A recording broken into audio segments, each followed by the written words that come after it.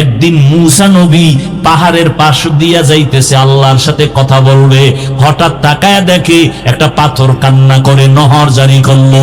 মূসা নবী বলে, এ পাথর কেন কান্না করো? পাথর বলে, নবী মূসা, আল্লাহ বলছেন পাথর দিয়ে নাকি জাহান্নামের আগুন জ্বালানো হবে, এই ভয়ে কান্না করি। আল্লাহকে একটু জিজ্ঞাসা করবেন, আমারে আমার মাওলায় মাফ করবেনি।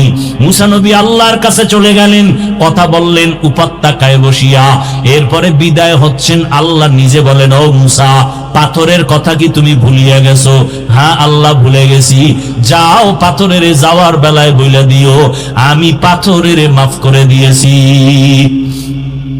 মূসা নবী যাওয়ার বেলায় পাথরের ডাক দিয়া কয়, পাথর আর কান্না করিস না, আল্লাহ তোকে মাফ করে দিয়েছেন। পাথরকে এই কথা বলে মূসা নবী চলে গেলেন। কিছুদিন পর ওই পথ দিয়ে আবার রওয়ানা। হঠাৎ নজর করে দেখে ওই পাথর আজও কান্না করে, বন্ধ করে নাই। আল্লাহর নবী মূসা বলে, এই পাথর, এতদিন তো কান্না করেছিলি জাহান্নামের আযাবের ভয়ে, আল্লাহ তো মাফ করে দিয়েছেন, এখন কেন কান্না করো? পাথর ডাক দিয়া কয়, নবী মূসা, এতদিন আমি কান্না করার পর আমি বুঝতে পেরেছি আমার মাওলার কাছে কান্না বড় মায়ার, বড় প্রিয়।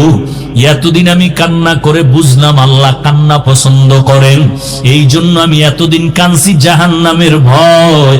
এখন আমি কান্না করি আল্লাহর মোহাব্বত বাড়ানোর জন্য। ওমরে ফারুক কান্না করে, ভাই আবু হুরায়রা, হাসরের ময়দানে আল্লাহর সামনে কেউ কথা বলার সাহস হবে না। ওই সময় জাহান্নামের আওয়াজ, মানুষগুলো পাগলের মতো হয়ে যাবে। আল্লাহ যদি ঘোষণা করে সব মানুষ জান্নাতে যাবে, একজন মানুষ জাহান্নামী হবে, আমি ওমর ভয় পাইতেছি ওই জাহান্নামী আসামিটা আমি ওমর হয়ে যাই কিনা, এই ভয়ে কান্না করতেছি। ও আল্লাহর বান্দারা, ও যুবক, পর্দার আড়ালের মা বোনেরা, ও বৃদ্ধ বাবাজিরা, এই জন্য জাহান্নামের আগুন থেকে নিজেকে বাঁচাইও, তোমার আহালকেও বাঁচাও। আপনি নিজে বাঁচছেন, নামাজ পড়েন, রোজা রাখেন, হালাল খান, মিথ্যা বলেন না, কারো হক নষ্ট করেন না, গালি দেন না, বেপরদায় চলেন না, আপনি বাঁচলেন ঠিক, কিন্তু আহালকে যদি না বাঁচান, আল্লাহর কসম হাসরের ময়দানে এই আহালদের কারণে আপনি নিজেও জাহান্নামের আসামি হতে হবে। আহাল জাহান্নাম থেকে বাঁচাবেন, আবার নিজে না বাইচা আহালকে বাঁচাইলেও টিকবে না। নিজে নামাজ না পড়ে অন্যকে নামাজের দাওয়াত দিলে সে নামাজের দাওয়াত কবুল করবে না। ইয়া আইয়ুহাল্লাযীনা আমানু লিমা তাকুলুনা মা লা তাফআলুন। জাহান্নামের আগুন হইল মরার পর কত দূর, তো এখন কি থেকে বাঁচবো? একটা সাপ সামনে, সতর্ক করা যায়, সাপ সাপ সাপ, সাপ সামনে আছে, জাহান্নামের আগুন তো বহুত দূরের কথা, এখন বাঁচবে কিভাবে জাহান্নাম থেকে? মুফাসসিরিনে কেরাম বলেন, জাহান্নামের আগুনে জ্বলতে গিয়া যেই কাজ করে ওই কাজ থেকে বাঁচাও। সে কাজের নাম গুনাহ, শিরক, বিদআত, গুনাহে সগীরা, কবিরা, জুলুম, অত্যাচার, নির্যাতন, নিপীড়ন, হাতের গুনাহ, চোখের গুনাহ, কানের গুনাহ, পায়ের গুনাহ, অন্তরের কল্পনার গুনাহ। গুনাহ থেকে নিজেকে বাঁচাও। যতই বাহাদুরি করি, নমরুদ, ফেরাউন, সাদ্দাদের থেকে বড় বাহাদুর কিয়ামতের আগে আর আসবে? তারা কই? আচ্ছা, ফেরাউনের নাম আমরা নিলে খুব মোহব্বত করে নেই, আরে কথা বলেন, কেন নেই না? আমগো ইমানের ঝামেলা আছে, ঠিক না? ফেরাউন বেঈমান এই জন্য। আচ্ছা, ফেরাউনের তো তেমন মারাত্মক কোনো বেঈমানের লাইনে দোষ নেই, আমগো ইমানের লাইনে না দোষ।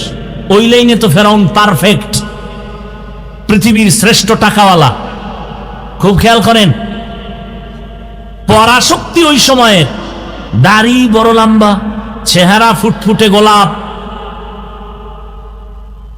তাহলে বেঈমানেরাও তো একটু মোহাব্বত করার কথা ফেরাউনকে। মোহাব্বত কইরা কারো ছেলের নাম ফেরাউন রাখছেনি কোন বেঈমান? কথা বলেন না কেন? কাউকে বললে রাখবে মনে করেন? বাঙালিরে বললে চিন্তা করা লাগে, রাখতেও পারে টাকার লোভে। যদি বলা হয় 1 লাখ টাকা দিব মাসে মাসে, ছেলের নাম ফেরাউন রাখবা। তো বাঙালির নিয়ে বিশ্বাস নাই, টাকার লোভে কি না জানি করে, ঠিক না? কিন্তু বেঈমানেরা কি রাখবে 1 লাখ টাকার লোভে ছেলের নাম ফেরাউন? কারণ কি? আমরা মুমিনেরা ফেরাউনকে পছন্দ করি না, বেঈমানেরা তো করবে। ওদের গুরু, ওদের লাইনের গডফাদার, কেউ তো নমরুদ নাম পছন্দ করে না। কোরআন শরীফে ওদের নাম না থাকলে জানতো না পৃথিবীর কেউ যে ফেরাউন নমরুদ নামে কিছু হলুমান দুনিয়াতে ছিল। কথা বলেন না কেন? টাকা, ক্ষমতা, বাড়ি গাড়ি, এর মধ্যে কোনো বরকত নাই। আমার মাওলা যদি বরকত না দেন, এরে নবীর আশিক, আজকে অনেকে মনে করে ইসলামের লাইনে চলতে গেলে কি না জানি বিপদ, অথচ ইসলামের লাইনে চলা এত সহজ, এমন সহজ আর কোন ধর্ম নাই। আপনার ব্যবসা বন্ধ করা লাগবে না, চাকরি ছাড়া লাগবে না। আপনি ব্যবসা করবেন, চাকরি করবেন, ওই লাইনে থেকে ইসলাম পালন করবেন, বাধা নাই। স্বাধীন ধর্ম নিয়ে চলবেন, মানুষের ক্ষতি করবেন না, নিজেরও ক্ষতি করবেন না। এর নবীর উম্মতের দল, আল্লাহ তাআলা বারবার বললেন জাহান্নামের আগুন থেকে নিজেকে বাঁচাও, কারণ হাসরের ময়দানে মানুষ দিয়া আল্লাহ জাহান্নামের আগুন জ্বালাবেন, পাথর দ্বারা জ্বালাবেন। দুনিয়ার আগুন আগুন, জাহান্নামের আগুন আগুন। দুনিয়ার আগুন থেকে জাহান্নামের আগুন হাজার হাজার হাজার তাপমাত্রা বেশি হবে জাহান্নামের আগুনের। দুনিয়ার আগুনগুলো মানুষের উপকারও করে, মাঝে মাঝে ক্ষতিও করে, আর জাহান্নামের আগুন কোনো উপকার করবে না। দুনিয়ার আগুনের দ্বারা গ্যাস তৈরি হয়, দুনিয়ার আগুনের দ্বারা আমরা খানা পাকাইয়া খাই, দুনিয়ার আগুনের দ্বারা ইটের বাটা জ্বলে না, আগুন দিয়া মানুষের ইট তৈরি হয়, পাথর তৈরি হয়, বিল্ডিং তৈরি হয়।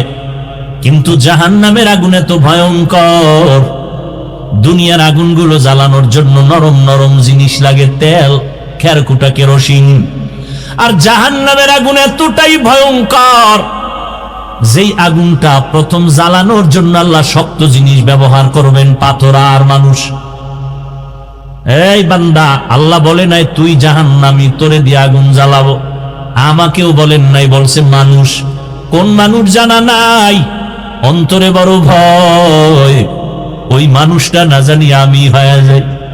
এই জন্যই তো পৃথিবীর শ্রেষ্ঠ খলিফা ওমরে ফারুক রাদিয়াল্লাহু তাআলা আনহু, যেই ওমর রাস্তা দিয়া চলতেছি, শয়তান ওই রাস্তায় চলে না। কত বড় বীর যোদ্ধা ওমর, কথার আগে তরবারি চলে। নবীর গর্দান কাটতে গিয়া ওমর কালেমাওয়ালা মুসলমান হয়ে গেলেন। সেই ওমর এত বড় দামি হয়ে গেলেন, একদিন তিনি দরজায় তালা লাগাইয়া কান্না করেন। সাহাবী আবু হুরায়রা রাদিয়াল্লাহু তাআলা আনহু বলেন, খলিফাতুল মুসলিমিন, আপনি কান্না করেন কেন? 10 জন সাহাবা জান্নাতের সুসংবাদ প্রাপ্তদের মধ্যে আপনিও তো আছেন। দ্বিতীয় নাম্বার, আপনার ব্যাপারে রহমতের নবী সুন্দর বাণী পেশ করেছেন। ক্বালান নবিয়্যু সাল্লাল্লাহু আলাইহি ওয়া আলিহি ওয়াসাল্লাম, লাউ কানা বাদি নবিয়্যুন লাকানা উমর। আল্লাহ যদি আমি মুহাম্মদের পরে নতুন আর একজন নবী বানাইতেন, আমার ওমরের আল্লাহ নতুন করে নবুয়ত দান করতেন, আমার পরের নবী ওমর হতো। আল্লাহ এত সম্মান দিলেন, এরপর আপনি কান্না করেন কেন? ওমর ডাক দিয়া কয়, ভাই আবু হুরায়রা, আল্লাহর আযাবের ভয়, আমার অন্তরে আল্লাহর প্রতি এত ভয়, কিয়ামতের ময়দানে কেউ কারো আপন হবে না। ও আবু হুরায়রা, তুমি কি নবীর বয়ান শুনো নাই? নবী বয়ান করেছেন। আম্মা জান আয়েশা রাদিয়াল্লাহু আনহা বলেন, আমি একদিন তাকায় দেখি আমার হুজরায় বসে নবী গুনগুন করে কান্না করেন। আমি আয়েশা, ছোট্ট বয়সের নারী, ভয় পেয়ে গেলাম। আমার সাথে নবীর বিয়া হয়েছে 6 বছর বয়সে, 9 বছরে আমি নবীর ঘরে আসলাম। আমার 18 বছর বয়সে নবী দুনিয়া থেকে বিদায় নিলেন। আমি দেখি নবী আমার রুমে বসে বসে কান্না করেন। আমি ভয় পেয়ে গেলাম। নবীরে গিয়ে আস্তে করে বললাম, ইয়া রাসূলুল্লাহ, আমি আয়েশার কোনো বেয়াদবি হইল নাকি? আপনি কান্না করেন কেন? কয়, কেন আয়েশা, তুমি বেয়াদবি করবা কেন? ইয়া রাসূলুল্লাহ, আমার কোনো বয়সের দুর্বলতার কারণে কোনো উল্টা পাল্টা হতে পারে। কয়, না হয় নাই তো আপনি কাঁদেন কেন? আল্লাহর নবী বলেন, আয়েশা, হাসরের ময়দানে ভয়ঙ্কর অবস্থার কথা মনে পড়ে গেছে, এই জন্য আমি চোখের পানি ছেড়ে কান্না করি। কেমন মায়ার নবী আমার, যেই নবীর চেহারা দেখলে পেটের ক্ষুধা নিবারণ হয়ে যায়। কেমন মায়ার নবী আমার, যেই নবীর শরীর মোবারকে মশা মাছি পড়া হারাম। নবী রাস্তা দিয়া হাঁটেন, মেঘের খণ্ড ছায়া দেয়। আম্মা জান আয়েশা রাদিয়াল্লাহু আনহা বলেন, এই ভলিউম কমাও কেন, বাড়াও। আম্মা জান আয়েশা রাদিয়াল্লাহু আনহা বলতেছেন, আমি নবীজির ঘাম বোতলের মধ্যে ভরে ভরে রাখতাম, আর বড় বড় অনুষ্ঠানে নবীর ঘাম আমরা আতর হিসাবে ব্যবহার করতাম। ওই নবীরে চিনলি না রে যুবক? একটু যদি চিন্তা করতি, কেমন আমার মায়ার নবী 1500 বছর হয়ে গেল, কত বড় বড় বেঈমানেরা ওই নবীর আদর্শের বয়ান শুনে শুনে কালেমাওয়ালা মুসলমান হয়ে গেছে। নবীরে দেখেও নাই, নবীর গুণগান শুইনা মুসলমান হয়ে গেল। ওই ভারতের একটা সন্তান শিব শক্তি স্বরূপজি অক্সফোর্ড বিশ্ববিদ্যালয় থেকে ডিগ্রি নিল। এরপরে টাকার অভাব নাই, ধনবল জনবল সম্মানের অভাব নাই, কিন্তু আল্লাহর বান্দা এক সময় কালেমাওয়ালা মুসলমান হইয়া তার নামটা রাখছিল ইসলামুল হক। এই যুবকেরা জানো মাইকেল জ্যাকসনের ইতিহাস? ও তো একটা গান গাইলে $1,00,000 পাইতো একটা গানে হাদিয়া। টাকার পাহাড় বানাইয়া এই গানের শিল্পী মাইকেল জ্যাকসন বলে, আমি 150 বছর বেঁচে থাকবো, এর আগে আজরাইলের সাথে মোলাকাত করব না। চিন্তা কইরা রেডি হয়ে গেল, চেহারাটা বাদাই করলো, হাত দিয়া কারো হাতের সাথে টাচ করে না, জীবাণু আসবে ভয়। খানাটা খায়, শতবার চেক করে খায়।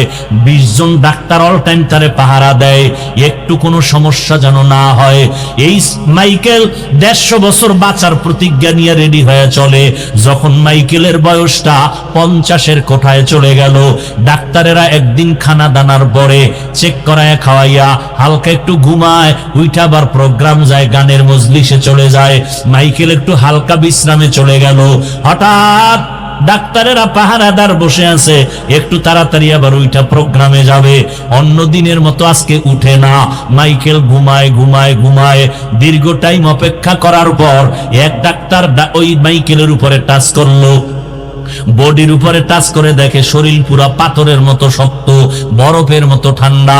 চিৎকার দিয়া কয়, মাইকেল আর জমিনের মধ্যে জিন্দা নাই। কয় বছর? 50 বছর। এরে আল্লাহর বান্দারা, কয়দিন আর বাহাদুরি করবা? আমি মাগরিবের নামাজের পরে বয়ান করলাম ওই শাহবাগ এলাকায়। কোন অধীনে? শাহবাগ। ওই জায়গায় 3টা যুবক সন্তান, আমি যখন ইসলামপুরের মাহফিলে প্রথম আসছিলাম, ওরাও কিন্তু এখানে রওনা হয়েছিল। কিছু দূর কাছাকাছি আইসা ওরা গাড়ি অ্যাক্সিডেন্ট হইয়া ওই শাহবাগের 3টা যুবক মারা গেছে জায়গায়। এখানের মাহফিল পর্যন্ত পৌঁছতে পারে নাই। ওই দিন থেকে ওই মাদ্রাসার এলাকার হুজুরেরা নিয়ত করছে, হাফিজ সাহেবরে আমগো এলাকায় নিয়ে আসবো। 4-5 বছর মেহনত করার পরে আজকে গেলাম, কলিজা দিয়া দোয়া করলাম। কতটা মোহাব্বত নিয়া ওই যুবকেরা এই শ্রীরামপুরে আসতেছিল, মাওলায় আসতে দেয় নাই, কিন্তু আসার পথে কাছে কাছাকাছি আইসা ওরা শহীদ হয়ে গেল।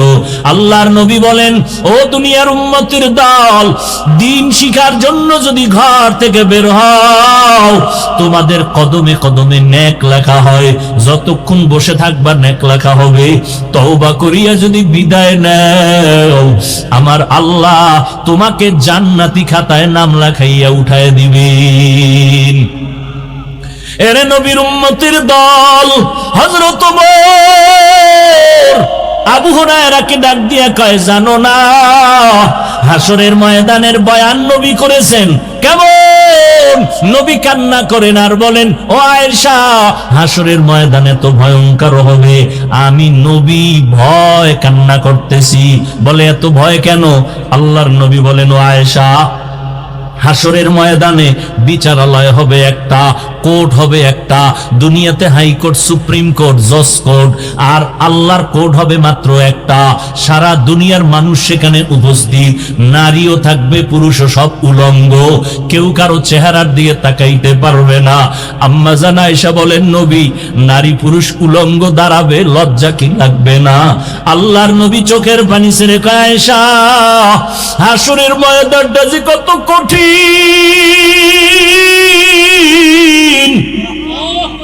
একদিকে সূর্যের গরম, অপরদিকে জাহান্নামের আগুনের গরম, আর একদিকে আমার মাওলা পাকের কুদরতি রাগান্বিত আওয়াজ, লিমানিল মুলকুল ইয়াউম লিল্লাহিল ওয়াহিদিল কাহ্হার।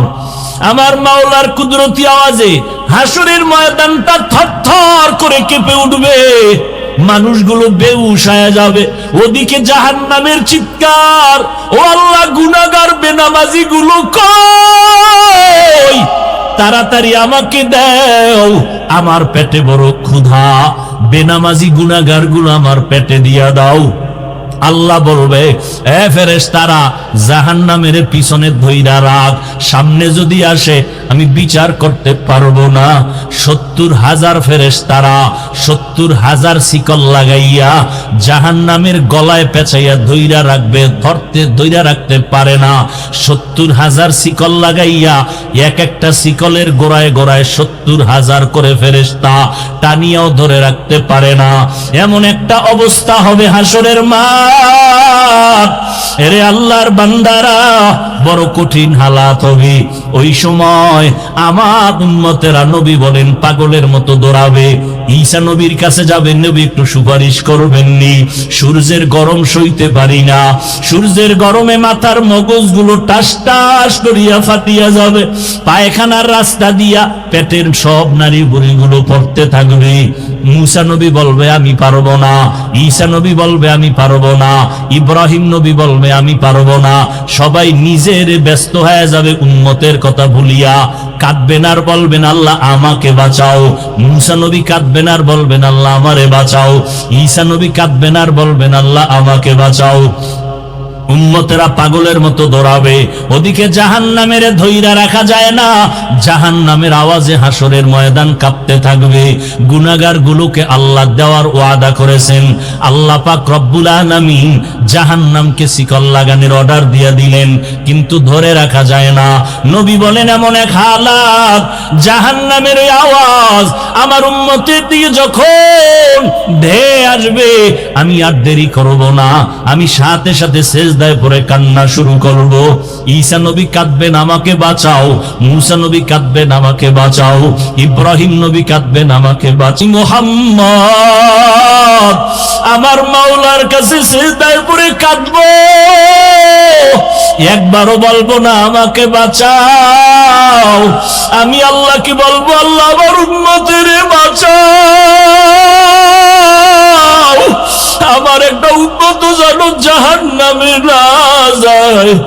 আল্লাহ আমার উম্মত গুলোরে বুঝি জাহান্নামে ধরে ফেলবে। ও আল্লাহ, আমার উম্মতের বাঁচাও। আল্লাহ বলবে, নবী আপনি মাথা উঁচু করেন, কান্না করবেন না, আমি আপনার কান্না সহ্য করতে পারি না। নবী বলবেন আমি কান্না বন্ধ করব। ফেরেশতাকে আল্লাহ ডাইকা একটু পানি দিবেন নিজ হাতে, ফেরেশতা এই পানির অংশটা জাহান্নামের গায়ে ছিটাইয়া দাও। যখনই দিবে, যেই জাহান্নামের 70,000 শিকল দিয়া ধরে রাখতে পারে না, ওই জাহান্নামের একটু হালকা পানি দেওয়া মাত্র জাহান্নাম দ্রুত গতিতে পেছনে দৌড়াবে। এবার ফেরেশতারা বলবে আল্লাহ এতক্ষণ ধইরা রাখতে পারি না শিকল লাগাইয়া, এখন তুমি কোন দরবারের কোন বরকতের পানি দিলা? এটা কি জমজমের পানি নাকি কাউসারের পানি, না জমিনের কোন সমুদ্রের পানি, নাকি আবে হায়াতের পানি যে জাহান্নামের গায়ে দেওয়া মাত্র দৌড়াইয়া পিছনে ভাগে? আল্লাহ বলবেন ও ফেরেশতা এটা জমজমের পানিও না, কাউসারের পানিও না, এই পানি আবে হায়াতের পানিও না। এইবার নবীর সামনে বলবে ও ফেরেশতা এই পানি আবার মুহাম্মাদের মুহাব্বতের উম্মতের চোখের পানি। মুহাম্মাদের উম্মত গোপনে গোপনে কাঁদতো, তাহাজ্জুদের নামাজে কান্না করত, ওই চোখের পানি ছিটাইয়া দিলাম। মদিনার নবী বলেন ক্বালান নবী সাল্লাল্লাহু আলাইহি ওয়াসাল্লাম মান বাকা মিন খাশিয়াতিল্লাহ হারামাল্লাহু তিলকাল আইনা আলান নার। জাহান্নামের আযাবের ভয় এক ফোঁটা চোখের পানি যদি কেউ সারিয়া দেয়, আল্লাহর নবী বলেন তার উপরে জাহান্নামের আগুন হারাম হয়ে যাবে। ও আল্লাহর বান্দারা, ও যুবকেরা, আজকে তাকাইয়া দেখো, মা বাবার সামনে সন্তান অন্যায় করিয়া শাস্তির ভয়ে যদি কান্না করে, কান্না করলে মা বাবার মায়া বাইরা যায়। ওই উস্তাদের শাস্তির ভয় ছাত্র যদি কান্না করতে পারে, আল্লাহর আযাবের ভয় কি এতই কম? তোমার দিলটা এত শক্ত কেন রে বাবা? তোমার দিল কি পাথরের থেকেও শক্ত হয়ে গেল? আল্লাহ তাআলা বলেন কিছু কিছু মানুষ আছে এদের দিল যেন পাথরের থেকেও বড় শক্ত।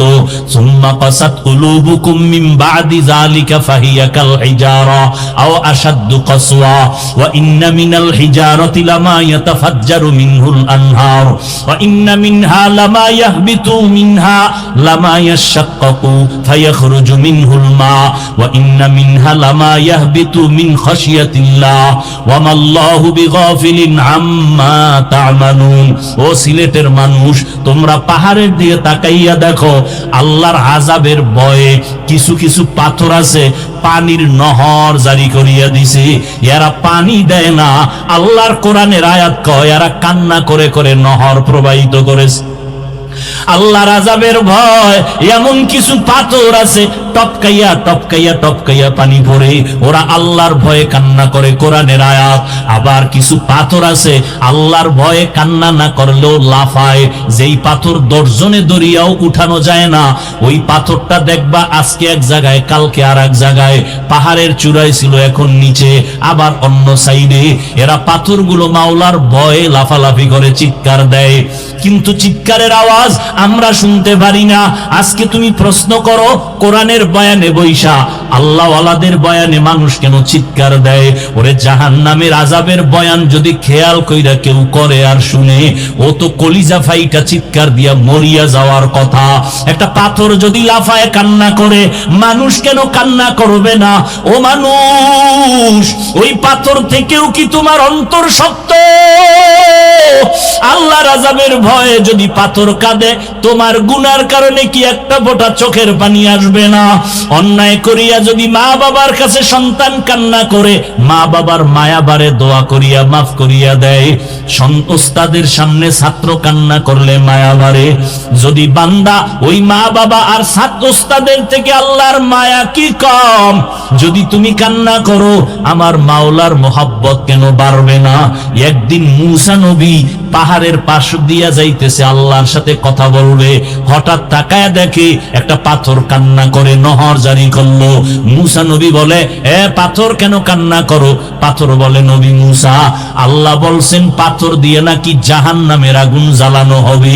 এই ভয়ে কান্না করি। আল্লাহকে একটু জিজ্ঞাসা করবেন, আমারে আমার মাওলায় মাফ করবেনি। মুসা নবী আল্লাহর কাছে চলে গেলেন, কথা বললেন উপত্যকায় বসিয়া। এরপরে বিদায় হচ্ছেন, আল্লাহ নিজে বলেন, ও মুসা, পাথরের কথা কি তুমি ভুলিয়া গেছো? হ্যাঁ আল্লাহ, ভুলে গেছি। যাও, পাথরের যাওয়ার বেলায় বইলা দিও আমি পাথরের মাফ করে দিয়েছি। মুসা নবী যাওয়ার বেলায় পাথরের ডাক দিয়া কয়, পাথর আর কান্না করিস না, আল্লাহ তোকে মাফ করে দিয়েছেন। পাথরকে এই কথা বলে মুসা নবী চলে গেলেন। কিছুদিন পর ওই পথ দিয়ে আবার রওয়ানা। হঠাৎ নজর করে দেখে ওই পাথর আজও কান্না করে বন্ধ করে নাই।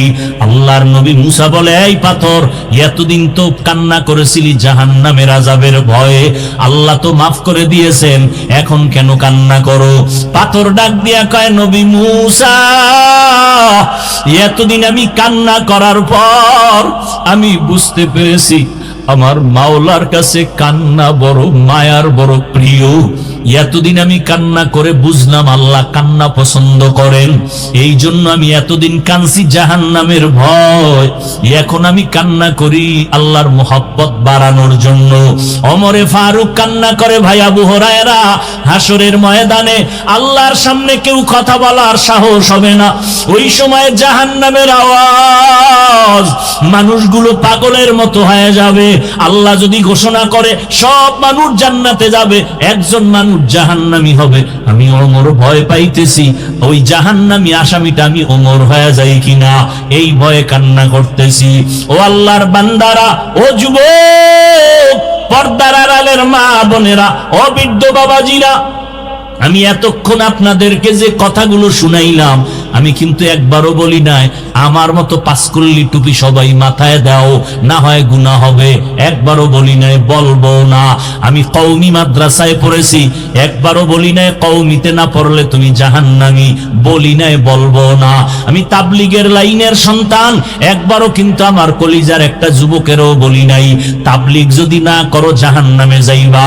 আমি আহলে হক পীর মাশায়েখের লাইনের সন্তান, একবারও কিন্তু বলি নাই পীরের কাছে না গেলে তুমি জাহান্নামে যাইবা। তাহলে আমি কি বললাম? তোমাকে এই কথাও বলি না, এ যুবক, স্কুল কলেজ বাদ দিয়া আমগো মাদ্রাসায় এসে বড় হুজুর হও, তাও কিন্তু বলি নাই। কি বলতে চাই? দুনিয়ায় যতদিন বেঁচে থাকবা রে বাবা, গোলামি করবা আমার আল্লাহর, আদর্শ মানবা মদিনাওয়ালা নবীর। স্কুলে পড়া নিষেধ না, যারা স্কুলে পড়ো আলহামদুলিল্লাহ, কলেজে পড়ো আলহামদুলিল্লাহ, দোয়া করে গেলাম ডাক্তারি পড়ো, ডাক্তার হয়ে যাও, ইঞ্জিনিয়ারিং পড়ো, ইঞ্জিনিয়ার হও, তবে বেয়াদব হইবা না। তোমার ব্যবহারে যেন কোনো আলেমরা কখনো কষ্ট না পায়, তোমার ব্যবহারে যেন মা বাবা কখনো কষ্ট না পায়, তোমার ব্যবহারে এলাকার মুরব্বীরা যেন কষ্ট না পায়, তোমার ব্যবহারে কোনো মানুষের অন্তরে যেন কষ্ট না পায়। কষ্ট পাইলে বরদোয়া আসবে, বরদোয়া যদি আসে জীবনে সফল জীবন লাভ করতে পারবা না। অতএব সবার সাথে ভালো আচরণ করবা, আল্লাহর কোরআনটা পড়বা, পাঁচ বেলার নামাজ ঠিক মতো পড়বা, মা বাবার দোয়া ছাড়া চলবা না।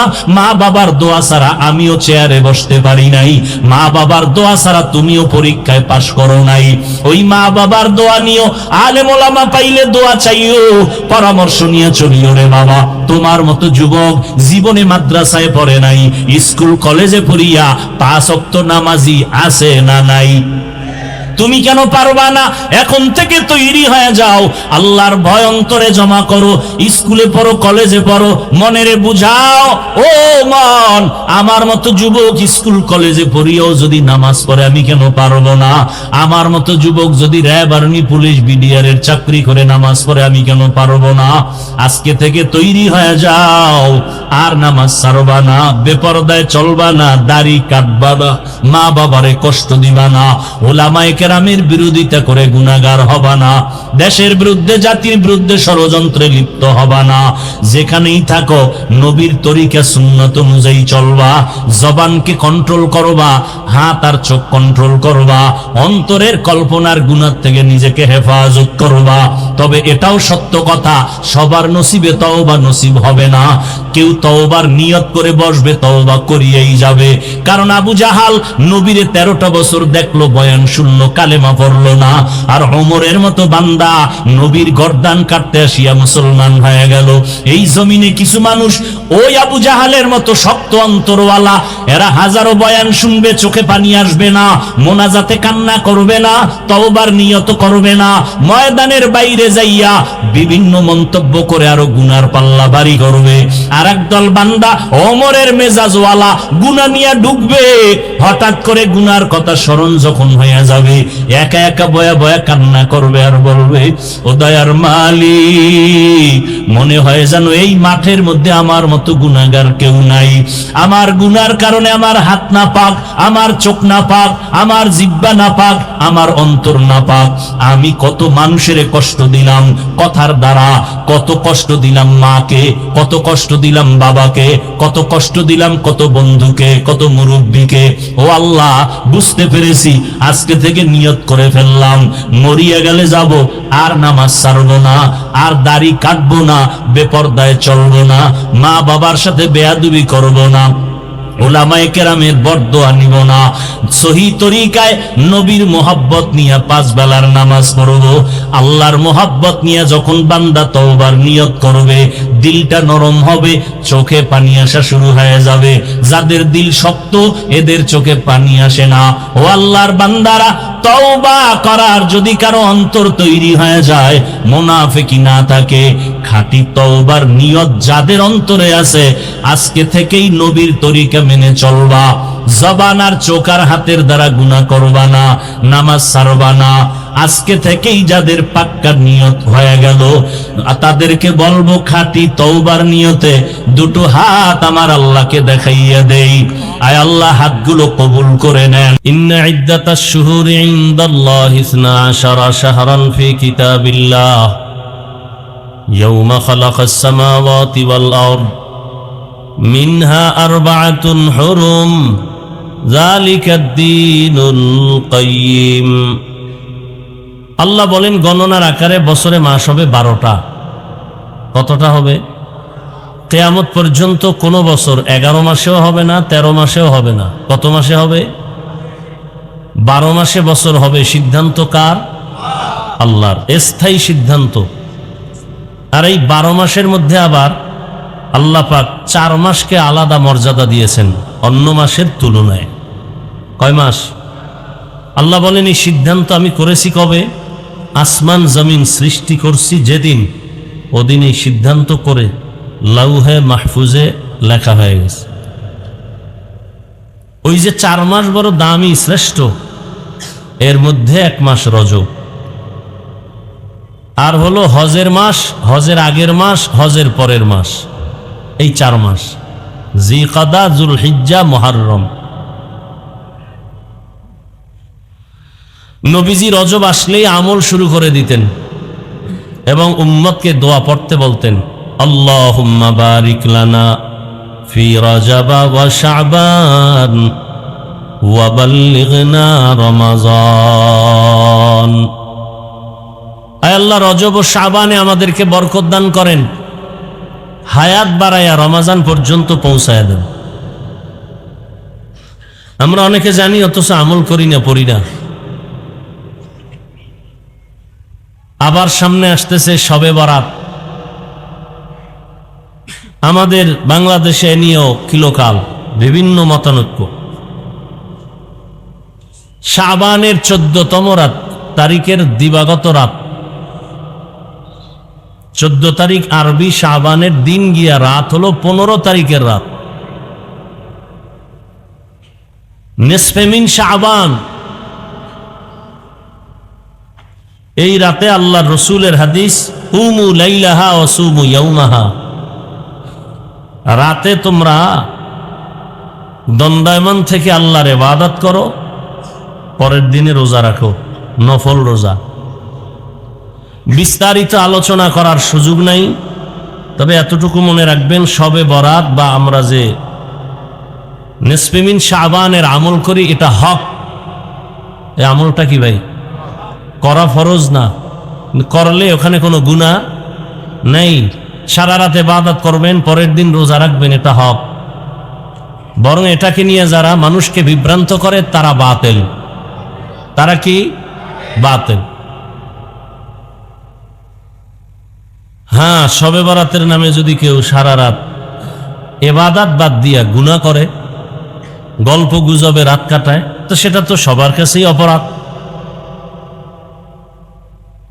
সামান্যতম কোনো মানুষের উল্টাপাল্টা চলাফেরা দেখে তো আর মাসআলা ডান বাম হবে না। মাসআলার জায়গায় মাসআলা থাকবে, ফতোয়ার জায়গায় ফতোয়া থাকবে, আমলের জায়গায় আমল থাকবে। আপনি নামাজ পড়েন না, এজন্য নামাজের বয়ান করা যাবে না, এটা তো হতে পারে না। আপনি ঠিকমতো পর্দা করেন না, এর মানে পর্দার বয়ান করা যাবে না, এটা হতে পারে না। এখন তো ইসলাম হাওয়ায় উড়ে, হাওয়ায়। যদি প্রশ্ন করি, ভাই আপনি টুপি পরেন না কেন?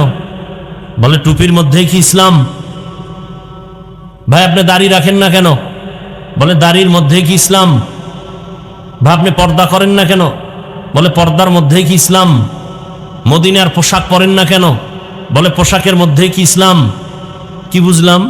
টুপির মধ্যে ইসলাম নাই, দাড়ির মধ্যে ইসলাম নাই, পোশাকে ইসলাম নাই, পর্দায় ইসলাম নাই, তো ইসলাম কই? বলে হাওয়ায় উড়ে। ইসলাম হাওয়ায় উড়ে। এই চালাকি চলতেছে সমাজে। আপনি যদি জান্নাত পেতে চান, রসুলের আদর্শ সুপারিশ পেয়ে জান্নাত পেতে চান, আপনি নামাজ পড়তে সমস্যা কেন? দাড়ি রাখতে আপনার সমস্যা কেন? আচ্ছা, আপনাদের জেনারেল লাইনে RAB, army, police, BDR, OC, DC, SP দাড়িওয়ালা নামাজি নাই? তাহলে আপনি উল্টাপাল্টা বক্তব্য দেন কেন? দাড়ি না রাখা এক জিনিস, দাড়ি পছন্দ না করা আর এক জিনিস।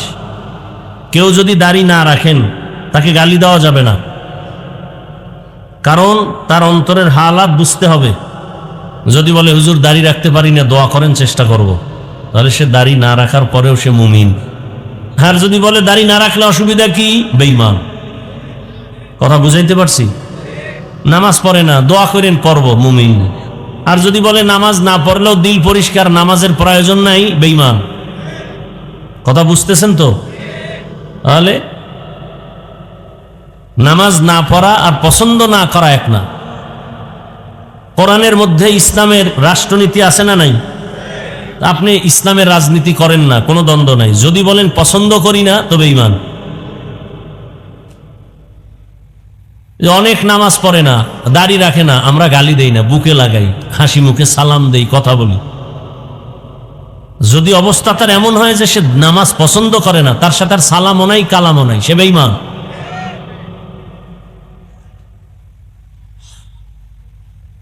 তো বছরে মাস হবে 12টা, এর মধ্যে 4 মাস বড় দামি। মুহররম একটা মাস, আরবি বছরের প্রথম মাস, দামি। এই দামি বা শ্রেষ্ঠত্ব দান করছেন আল্লাহ আসমান জমিন সৃষ্টির দিন। অনেকে মুহররমের কারবালার ঘটনা দিয়া প্রমাণ করতে চায় যে কারবালার কারণে মুহররমের দাম, অথচ মুহররমের শ্রেষ্ঠত্ব আসমান জমিন সৃষ্টির দিন সিদ্ধান্ত। ঠিক তেমনি ভাবে রজব, হজের মাস। রসুলের মেরাজ রমজানে হয়েছে, এই বর্ণনাও আছে। হজের মাসে হয়েছে, হজের আগের মাসে রসুলের মেরাজ হয়েছে। রজবে হয়েছে এরকম কোনো নিশ্চয়তা কেউ দিতে পারবে না। ইতিহাস, নবী নির্দিষ্ট করে বলেন নাই যে মেরাজ রজবে হয়েছে, তবে মেরাজ হয়েছে এটা ঠিক। এটাকে সন্দেহ করলে সে বেঈমান হয়ে যাবে। এবং মেরাজ হয়েছে রসুলের সশরীরে, স্বপ্নে নয়। 1500 বছর পরে বহু নাস্তিক এখনো এই মেরাজের ঘটনাকে অস্বীকার করে, বলে স্বপ্ন যোগে হয়েছে। ভালো করে বুঝি, সময় কম যেহেতু। মেরাজ কি, মেরাজ কেন, মেরাজ কিভাবে? মেরাজ সম্মানের লাইনে আল্লাহর মোহাব্বতের বন্ধনে উপরে উঠার নাম মেরাজ। উরুজ থেকে মেরাজ। ভালো করে বুঝার চেষ্টা করেন। সম্মানের মানদণ্ডে রবের মোহাব্বতের বন্ধনে উপরে আগায় যাওয়ার নাম, উঠার নাম মেরাজ। এই মেরাজ 2 প্রকার, জাহিরি আর বাতিনি। জাহিরি মেরাজ আর একটা হলো বাতিনি মেরাজ। জাহিরি মেয়েরাজ যেমন রসুলকে বাইতুল্লাহ থেকে বাইতুল মাকদিসে নিতেছেন সম্মানের সাথে, ডানে বামে সামনে পেছনে 70 হাজার ফেরেশতা, জিব্রাইল মিকাইল সাথে। বাতিনি মেয়েরাজ কেমন দেখা যায় না, কিন্তু মর্যাদায় উপরে আগায় যাইতেছে। এমন একই দস্তারখানে বসা, এক লেভেলে আবু বকর, ওমর, ওসমান, আলী, রসুল সাল্লাল্লাহু আলাইহি ওয়াসাল্লাম একসাথে বসা দস্তারখানে খাচ্ছেন। এই 5 জন ব্যক্তি কি সমান মর্যাদার? রহমতের নবীও সেখানে আছেন। এটা হলো বাতিনি মেরাজ। আমার রসুলকে আল্লাহ পাক জাহেরি বাতিনি দোনোটা মেরাজ দান করছেন, এবং সমস্ত নবী রসুলের মেরাজ হয়েছে। সমস্ত নবী রসুলের মেরাজ হয়েছে। সমস্ত নবী রসুলের মেরাজ জমিনে, আপনার আমার রসুলের মেরাজ আরশে আজিমে। সুবহানাল্লাহ আসে না? সমস্ত নবীদের মেরাজ কোথায়? জমিনে। আপনার আমার রসুলের মেরাজ আরশে আজিমে। নাম্বার 3, সমস্ত নবী রসুলদের মেরাজ হলো ইমতিহান, আর আপনার আমার রসুলের মেরাজ হলো ইনআম। সমস্ত নবী রসুলদের মেরাজ হলো পরীক্ষা, আর একমাত্র আমার রসুলের মেরাজ হলো পুরস্কার। কেমনে কেমনে হয়েছে বলার সময় নেই। পয়গম্বর আদম আলা নবিয়িনা আলাইহিস সালাতু ওয়াস সালামের মেরাজ হয়েছে আরাফার ময়দানে। ইব্রাহিম নবীর মেরাজ হয়েছে আগুনের মধ্যে। মূসা নবীর মেরাজ হয়েছে তুর পাহাড়ে। ইউনুস নবীর মেরাজ হয়েছে মাছের পেটের ভেতরে। ঈসা নবীর সাথে মেরাজ দ্বিতীয় আসমানের মধ্যে। দুনিয়াতে সব নবীদের মেরাজ হয়েছে আল্লাহর সাথে মোহাব্বতের বন্ধনে উপরে মর্যাদা আগায় যাওয়ার নাম মেরাজ। নমরুদ তাকায় দেখে ইব্রাহিম নবী আগুনে জ্বলতেছে, কিন্তু না, রবের সাথে মোহাব্বতের কথা চলতেছে। ইউনুস নবী মাছের পেটে আছেন, তবে আল্লাহর সাথে কথা বন্ধ নাই। আল্লাহ আমার নবীকে মেরাজ দেওয়ার জন্য আরশে আজিমে দাওয়াত দিলেন, কারণ সব নবী রসুল আমার আল্লাহ তাআলার আশিক, আর আমার আল্লাহ হলেন মুহাম্মদের আশিক। আল্লাহ পাক রব্বুল আলামিন নবীর মেরাজ করালেন রাতের বেলা। কেন? বলে বন্ধুর সাথে বন্ধুর মোহাব্বতের আলোচনা। অন্ধকারের নির্জনে বড় মোহাব্বতের আলোচনা জমে। পুরা রাতও লাগে না, এই রাতের সামান্য সময় রসুলের মেরাজের সময়। নবীজির মেরাজ শুরু হয়েছে বাইতুল্লাহ থেকে। আল্লাহ অর্ডার করলেন, জিবরাইলকে যাও জান্নাত থেকে একটা বোরাক নিয়ে যাও, রহমতের নবীকে দাওয়াত দিয়া বোরাকে নিয়ে আসো। হোয়া হুকুম জিবরাইল কো ইউশিতাব, बोराक एक जन्नत से कर इंतखाब, सजा उसको जेवर से तू ताबा पा, फिर उसको तू काबा में ले करके जा। जिब्राइल अमीन জান্নাত থেকে একটা বোরাক নিয়া বাইতুল্লাহ হাজির হয়ে গেলেন। বোরাকটা বাইতুল্লাহর মধ্যে রাইখা রাতের গভীর রহমতের নবী ঘুমান। নবীজির আদত এশান নামাজ পড়েই নবী ঘুমায় যান, দুনিয়াবি কথা কারোর সাথে হয় না। আবার রাতের শেষ ভাগে নবী সজাগ হয়ে আবার ইবাদতে মশগুল হয়ে যান। নবী ঘুমাইলে তার চোখ বন্ধ থাকে, কিন্তু তার কলব কখনো ঘুমায় না। নবীজি কোথায় আছেন ঘুমান্ত? কেউ লিখেছেন শিয়াবে আবু তালিবের মাঝে নবী ঘুমান, কেউ বলছেন না নবী চাচাতো বোন উম্মে হানির ঘরে ঘুমন্ত, কেউ বলেছেন রহমতের নবী হাতিমে কাবায় ঘুমান। তিনোটা কথাই সত্য। শিয়াবে আবু তালিবের এরিয়ার মাঝখানে চাচাতো বোনের ঘর। জিব্রাইল আমিন ওই ঘরে ঢুকলেন উপর থেকে, ছাদ থেকে, দরজা খুলেন নাই। জিব্রাইল আমিনের 600 নূরের পাখা এক পার্শ্বে চাপাইয়া রহমতের নবীকে সজাগ করলেন। পা মোবারকের তলায় পাখা স্পর্শ করেছে, নবী সজাগ হয়ে গেছেন। তাকায় দেখে জিব্রাইল, কি ব্যাপার? বলে সুসংবাদ নিয়ে আসছি। বলে উপর থেকে এরকম ছাদ ছিদ্র কেন? বলে আমি উপর থেকে নামছি। দরজা দিয়ে কেন ঢুকো নাই, উল্টা ঢুকলা কেন? জিব্রাইল বলেন, আজ যত ব্যবহার সব হবে উল্টা। রহমতের নবীকে ওখান থেকে উঠাইয়া হাতিমে কাবায় নিলেন। নবী ওখানে গিয়ে আবার তন্দ্রায় পড়েছেন, আবার ওখান থেকে উঠাইলেন। উঠাইয়া জমজম কূপের কিনারায় নিয়ে গেছেন। নবী বলেন, ওখানে নেওয়ার পরে জমজম কূপের পানি দিয়ে আমি অজু বানাইলাম। আমাকে চিতভাবে শয়ে দেওয়া হলো, আমার বুকটাকে চেরা হলো। বুকের মাঝের থেকে কলব মোবারক বের করে স্বর্ণের পেয়ালায় রাখা হলো। জমজম কূপের পানি দিয়া ধুইয়া ফেললো, আবার ভেতরে দিয়া লাগায় দিল। আগের মতো হয়ে গেল, সেলাই লাগলো না, রক্ত গেল না, কোনো ব্যথাও পেলাম না। এইভাবে ওপেন হার্ট সার্জারি আমাকে করা হয়েছে 4 বার। কয়বার? 4 বার।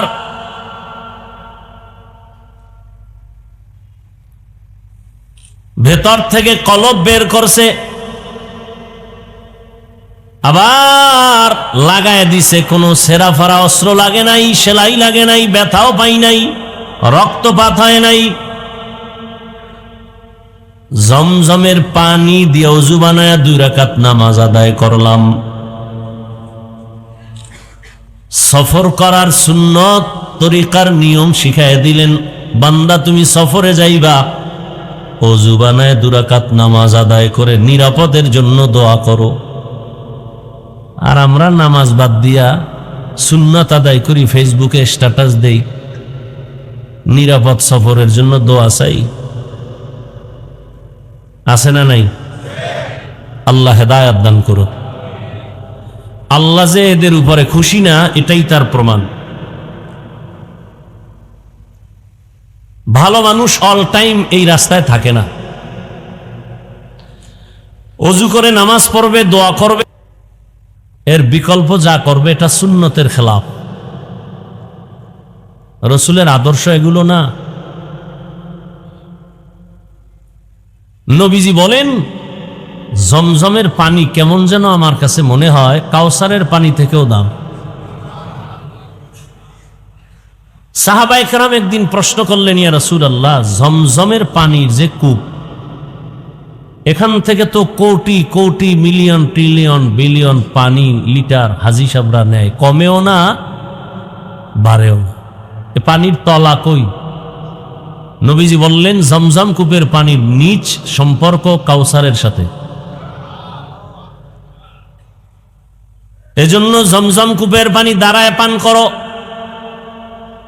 কেবলার দিকে ফিরে পান করো, কারণ পানির দ্বারা মানুষের পিপাসা নিবারণ হয়, তবে জমজমের পানির দ্বারা মানুষের ক্ষুধা নিবারণ হয়। পিপাসা তো নিবারণ হবেই, ক্ষুধাও নিবারণ হবে। 25টা উপকার আছে জমজমের পানির মধ্যে। কয়টা? 3 নাম্বার উপকার হলো জমজম রোগের ঔষধ। এজন্য জমজম পান করার আগে একটা আমল আছে, একবার দরুদ ইব্রাহিমী দোনোটা একসাথে, এরপরে আলহামদু সূরা একবার, কুল হুয়াল্লাহ 3 বার, এরপর একটা দোয়া আছে, আল্লাহুম্মা ইন্না নাসআলুকা ইলমান নাফিআ ওয়া রিজকান ওয়াসিআ ওয়া শিফাআম মিন কুল্লি দা। জমজম পানি পান করবে, এরপরে, ও আল্লাহ, তুমি আমাকে উপকারী জ্ঞান দান করো, এলেম দান করো, বরকতি রিজিক দান করো, এবং তুমি আমাকে সমস্ত রোগ থেকে পরিচ্ছন্ন আমাকে মুক্ত করো, রোগ মুক্তি করে দাও, পবিত্র বানায় দাও। জমজম পানি এত দামি, পৃথিবীর সমস্ত মানুষ, চিকিৎসা বিজ্ঞানীরা একমত জমজমের মতো বিশুদ্ধ পৃথিবীতে আর কোনো পানি নেই। রহমতের নবী বললেন, নামাজ শেষ, এবার বোরাকি উঠব। বাইতুল্লাহ থেকে বাইতুল মাকদিস 1 মাসের পথ, বোরাকি উঠলাম, এক পলকে বাইতুল মাকদিসে নিয়ে গেল। মাঝখানে আরো ঘটনা হয়েছে। কি? প্রথমে আমি গিয়ে মদিনায় নামছি, ওখানে 2 রাকাত নামাজ পড়ছি, ওখান থেকে বোরাক টান দিছে, পথে আবার বাঁচছে তুর পাহাড়, দেখলাম মুসা নবীর কবর, দেখলাম মুসা নবী কবরে নামাজ আদায় করেন। কি আদায় করেন? প্রশ্ন বড় কঠিন। কবরে নামাজের দরকার কি? নাম্বার 2, কবরের মধ্যে নামাজ পড়ে আবার কিভাবে? কবর তো এমনিই ছোট, কেমনে পড়ে? বিভিন্ন প্রশ্ন। এবার আরেক দল দলীয়ভাবে প্রশ্ন করে, সমস্ত নবীরা কবরে মরা, নামাজ পড়ে কেমনে? আহলে সুন্নাত ওয়াল জামাতের চূড়ান্ত আকীদা, কোনো ভেজাল নাই। সমস্ত নবী রাসূল কবরে অল টাইম, কিয়ামত পর্যন্ত হায়াতুন নবী, জিন্দা। قال النبي صلى الله عليه وآله وسلم الأنبياء أحياء في قبورهم يصلون। সব নবী পয়গম্বর কবরে জিন্দা, সবাই নামাজ আদায় করেন। আল্লাহ কোরআনে বলেন, ওয়াহুম ইউরযাকুন। আম্বিয়া কিরামদের কবরে আল্লাহ খানা দেন। খানা কি দেন? কি রুটি না ভাত? কত প্রশ্ন। কোরআনে বলেন, আমি আল্লাহ এদেরকে রিজিক দেই। আওলাদে রসুল হুসাইন আহমদ মদনী রহমতুল্লাহ আলাইহি রওজায়ে পাকের পাশে বসে হাজারো ছাত্রদের হাদিস পড়াচ্ছেন। ছাত্রগুলো সেই দামি আল্লাহওয়ালা, একটাও মোবাইলওয়ালা। আর এখন ছাত্র সব মোবাইলওয়ালা। যেই প্রতিষ্ঠানে মোবাইল চালাতে দেবে না, সে প্রতিষ্ঠানে ছাত্র পাওয়া যায় না। আগে গিয়া দেখবে এখানে কি মোবাইলের কোনো টাইট কোনো নিয়ম আছে কিনা, থাকলে এখানে ভর্তি হবে না। বড় আফসোস। আর সে ছাত্র কত আল্লাহওয়ালা। যখন এই হাদিসটা আওলাদে রসুল পড়ালেন যে নবীরা কবরে জিন্দা, হায়াতুন নবী, বলে এটা কেমনে? আবার নামাজও পড়ে, বলে কেমনে? ছাত্ররা প্রশ্ন করা মাত্র আওলাদে রসুল বললেন, যিনি হাদিস বলছেন তিনি তো রওজায় আছে, তাকে জিজ্ঞাসা করো। ছাত্ররাও তো সব 5 ওয়াক্ত নামাজি, তাহাজ্জুদওয়ালা, তাকওয়াওয়ালা। মোরাকাবায় গেল, চোখ বন্ধ করে মোরাকাবায় দেখে রসুল সিজদায় পড়ে আছেন।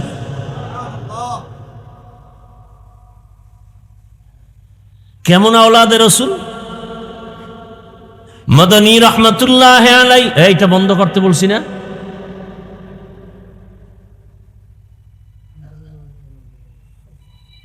মদনী রহমতুল্লাহ আলাইহি কেমন আওলাদে রসুল? রসুলের রওজা মোবারকে জিয়ারতে ঢুকবেন, হঠাৎ মানুষের এত ভিড়, চাপাচাপি করে যাওয়াটা তো সুন্নত না। রসুলের রওজা জিয়ারত করা বরকত, কাউকে ধাক্কা দিয়া যাওয়া কবিরা গুনাহ। এই আবেগলা মুসলমানেরা, হজরে আসওয়াদে চুমা খাওয়া বড় বরকত, কাউকে ধাক্কা দিয়া যাওয়া হারাম। সুন্নত আদায় করতে গিয়া হারাম গুনায় লিপ্ত হওয়া যাবে না। আল্লাহ হেদায়েতের দৌলত দান করে। আওলাদে রসুল দেখলেন যে ধাক্কা দিয়ে যাওয়ার দরকার নেই, আরো পিছনে চলে আসলেন। মদিনাতুল মুনাওয়ারা রওজা আতহার থেকে একটু দূরে গিয়া চুপ করে একটা নির্জন জায়গায় বসে চোখ বন্ধ করে মোরাকাবার হালাতে রসুলকে সালাম দিলেন। রসুলের রওজা থেকে আওয়াজ আসতেছে যে আমার আওলাদ, তুমি কাছে এসে যা পাইতা দূরে বসে তা পেয়ে গেছো। এই মিয়া, ওয়াইস কুরুনির ইতিহাস জানেন না? কি অস্কুরুনির ইতিহাস জানেন না কেউ? রসুলকে দেখে নাই কিন্তু রসুলের বরকত পাইছে না পায় নাই? হ্যাঁ, আপনি দাড়ি কেটে যদি মদিনায় যাইয়া রসুলের রওজার পাশে আজীবন ঘুমান, কি সব হবে আপনার? 24 ঘন্টা আমল নামায় কবিরা গুনাহ লেখা হয়, অল টাইম। 24 ঘন্টার প্রতিটি মুহূর্ত কবিরা গুনাহ। 1 সেকেন্ডের জন্য গুনাহ লেখা বন্ধ হবে না যতদিন তওবা না করবেন। আপনি সুদের টাকায় ব্যবসা করেন, মক্কার ভিতরে গিয়ে আপনি সেজদায় পড়লে লাভ কি যদি তওবা না করেন? হ্যাঁ, আর যদি আপনি রসুলের সুন্নত ভালো করে আমল করেন, এখানে থেকে গরিব মানুষ যদি মদিনায় যেতে নাও পারেন, আল্লাহ পাক কুদরতের দ্বারা রসুলকে ঘুমের ঘরে দেখায় দিন। কি আল্লাহ পারেন না? আসল কি মক্কা মদিনা না সুন্নত? সুন্নত। সুন্নতের আমল করেন, এর বিকল্প কিচ্ছু নাই, কোনো চালাকি চলবে না। ওই যে আওলাদে রসুলের কথা এতবার বলতেছি, তিনি বাংলাদেশে আসছেন, বিশেষ করে সিলেটে আর চট্টগ্রামে বেশি সময় দিতেন, মাদানী রহমতুল্লাহ আলাই। তো মানুষ যাইতো আওলাদে রসুল দেখতে, তো গেলে দেখতে যায় একটু মুসাফা করে না, কি কয়, সাক্ষাৎ দেয় না? হাজারো মানুষ সাক্ষাতে যাইতেন, 2 শ্রেণীর মানুষের সাথে হযরত হাত মিলাইতেন না। কয় শ্রেণী? 1 শ্রেণী যারা দাড়ি কাটে ছাটে, এদেরকে বলতেন, এই দুশমনের রসুল, রসুলের কলিজায় আঘাত করো, আবার সুন্নাত আদায়ের জন্য পাগল কেন? রসুলের দুশমনের হাতে আমি হাত মিলাই না, যাও। আওলাদে রসুল তো, রসুলের আওলাদ তো। আর 1 শ্রেণীর মানুষের সাথে হাত মিলাইতেন না যারা সাহাবায়ে কেরামের বিরোধিতা করে, এরাও রসুলের দুশমন। এরা কি?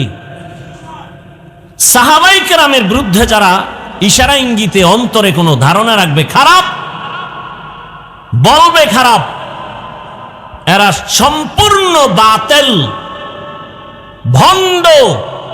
এদের যারা বাতেল বলবে না, তারাও বাতেল। এই 2 শ্রেণীর ব্যক্তিদের সাথে আওলাদে রসুল হাত মিলাইতেন না। ও উম্মত, রসুলের আশেক দাড়িবিহীন অবস্থায় রসুলের সামনে কিভাবে দাঁড়াবে? রসুল কি লজ্জা পাবেন না? বড় আফসোস। হা, আল্লাহ হেদায়েত না দিলে আমার বয়ান কেন, স্বয়ং রসুল বয়ান দিল, ওর কপাল খুলবে না। কি ভাই, যেই রসুলকে এক নজর দেখলে ভালোবাসার জাহান্নাম হারাম হয়ে যায়, সেই রসুলকে 13 বছর দেখছে, বয়ান শুনছে, কালেমা পড়ে নাই আবু জাহাল। আর 27 বছরের যুবক সন্তান তরবারি নিয়ে দৌড়ায় আমার নবীকে জবাই করার জন্য। রহমতের নবী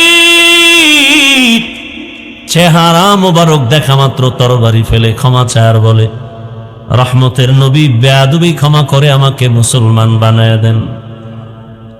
তরবারি ফালায় কালেমাওয়ালা হয়ে গেল 27 বছরের যুবক। নাম কি? এর নাম কপাল।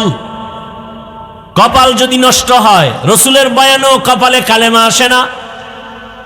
আর কপাল যদি খুলে যায়, নবীজিকে জবাই করতে গিয়াও কালেমাওয়ালা হয়ে যায়।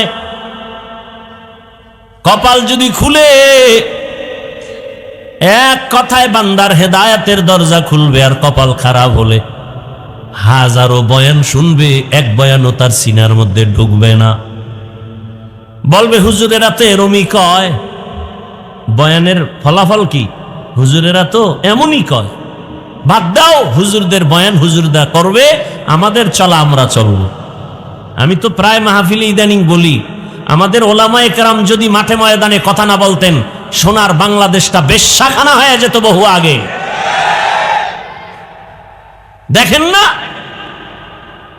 এত বয়ানের পরেও তসবিহ গুনতেছে বাঙালিরা। আসবে কবে সেই ভোটের আগের রাত, টাকায় বিক্রি হয়ে যাব কুত্তার মতো। বাজারে একটা মুরগি কিনতে গেলে লাগবে ভালো মানের 1000 টাকার মতো, ভালো মানের একটা ছাগল কিনলে লাগবে 20,000 টাকা, ভালো মানের একটা গরু কিনলে লাগবে 1 লাখ। সোনার বাংলার আশরাফুল মখলুকেরা বিক্রি হবে ভোটের আগের রাতে বাজার দরে 500 টাকা। তার মানে ছাগলের দামেও নাই, ও ছাগলের চেয়েও খারাপ। ও গরুর চেয়ে খারাপ, ও শুকর চেয়ে খারাপ, ও কুকুর চেয়েও খারাপ। টাকায় কুকুর বিক্রি হয়, পশু বিক্রি হয়, অমানুষ বিক্রি হয়, মানুষ টাকায় বিক্রি হতে পারে না। যারা টাকায় বিক্রি হবে ভোটের আগের রাত্রে, ওরা মানুষ না, ওরা অমানুষ। আল্লাহ কোরআনে কি বলছেন?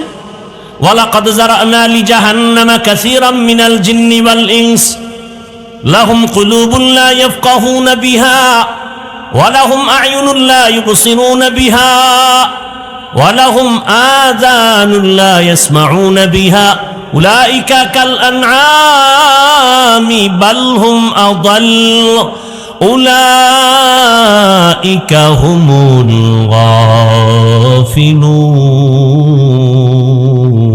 গাফিলুন। অধিকাংশ মানুষ জাহান্নামে যাবে কেন? আমি আল্লাহ তাদের এক কল্প দিলাম গবেষণা করার জন্য। গবেষণা করবে, এই ছোট্ট একটা প্যান্ডেল টানাইতে কত খুঁটি লাগলো, আর এত বিশাল 7টা আসমান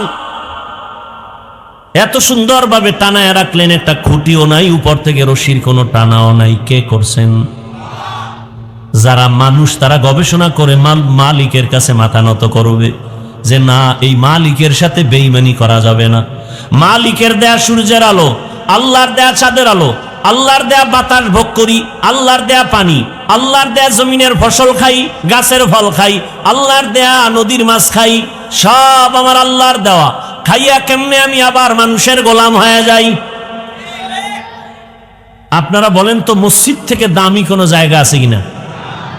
তাল মিলাইন না, বুঝা শুনা বলেন। পৃথিবীতে মসজিদ থেকে দামি জায়গা আর কোনটা বলেন?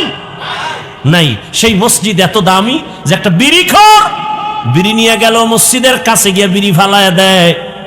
এত দামি জায়গা দেখেন না? তো আমি দেখছি মসজিদের সামনে দিয়া রোডের পাশে হিন্দুরা হেঁটে গেল, মহিলারাও মাথায় কাপড় টানে।